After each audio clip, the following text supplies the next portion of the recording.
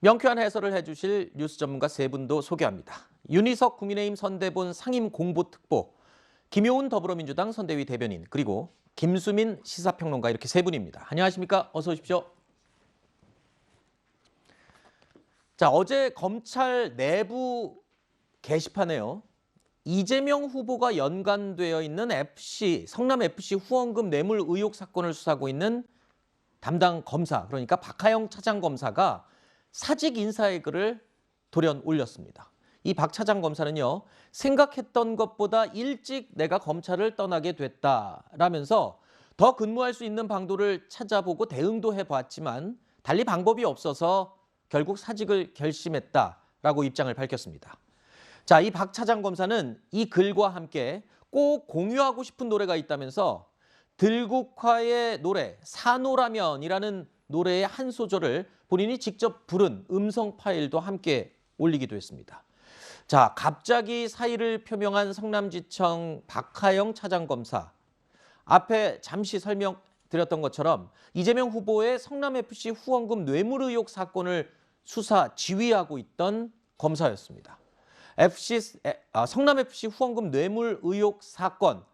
자, 이 내용 먼저 짚어야 될 것 같습니다. 이게 어떤 사건인지 핵심을 좀 짧게 짚어주시죠. 네, 지난해를 예로 들면은 성남FC 후원금이 9억 원입니다. 근데 2015년부터 2017년까지 성남시에 들어간 후원금이 기업 후원금이 160억 원, 굉장히 높은 액수거든요.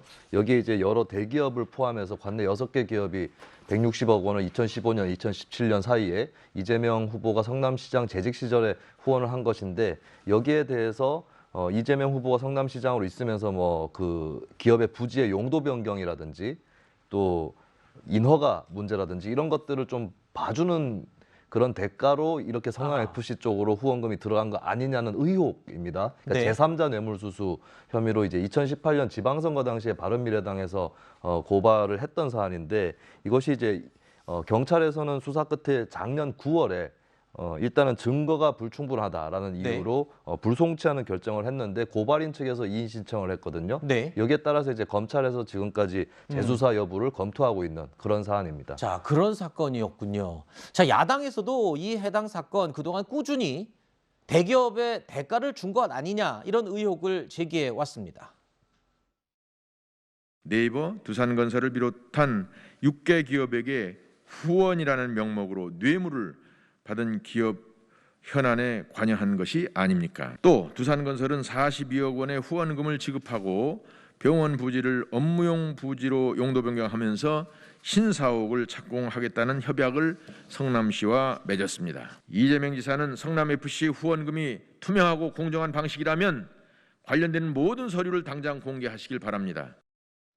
자, 대기업들이 160억 원의 후원금을 이 성남FC 축구팀에 지원을 했을 그 당시는요, 지난 2014년 이재명 성남시장 시절 당시에 성남FC를 이재명 당시 시장이 출범시키고 구단주 자리에 올랐던 바로 그때입니다.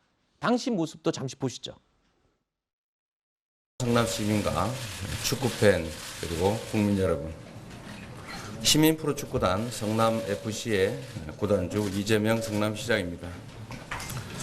오늘은 한국 프로축구연맹의 부당한 처사와 잘못된 프로축구의 현실을 지적하겠습니다. 축구 발전을 열망하고 시민구단인 성남FC를 사랑하는 마음에서 하는 고언임을 이해해 주시기 바랍니다. 정치에서 독립된 경영, 공정하고 투명한 선수 선발과 운영, 민주적 리더십이 가져온 소중한 성과이며 성남FC는 시민구단의 새 전형으로 한국 축구에 새바람을 일으킬 것입니다. 자, 이렇게 이재명 당시 성남시장과 관련된 이른바 성남FC 후원금 의혹 사건. 자, 이 사건을 바로 사직서를 제출한 박 차장검사가 수사 지휘를 하고 있었는데, 그러니까 이 사직한 이유가 지금 법조계에서는 이런 얘기가 돌아요. 박은정 성남지청장, 이 상급자죠. 사표를 낸 박 검사의 상급자인데, 박은정 성남지청장이 수사를 종결하도록 하는 부분 때문에 마찰이 있었다. 그게 직접적인 원인이다. 이런 말이 돌던데요. 그렇죠. 애초에 이 사건이 옛 바른미래당에서 고발을 한 겁니다, 경찰에. 네. 근데 경찰이 증거 불충분을 이유로 해서 이것을 검찰로 송치하지 않아요. 그런데 고발한 측에서 다시 이의를 제기하면서 이제 검찰로 넘어오게 됩니다. 네. 그러면 이거를 더 재수사를 할지 뭔가 조치를 취해주는 일이 있어야 하는데 박은정 지청장이 그 수사를 더 하는 것에 대해서 아마 많은 압력, 즉 하지 말라 이런 식으로 했던 것 같아요. 네. 그러니까 이제 이 사건을 쭉 봐왔던 이 박하영 차장 검사 입장에서는 네. 왜 수사를 못하게 하느냐는 반발이 생길 수밖에 없었고 그래서 지금 이렇게 검찰을 떠나면서 이런 글을 올리고 한 건데 네. 잘 보면 이 박은정 검사가 누굽니까?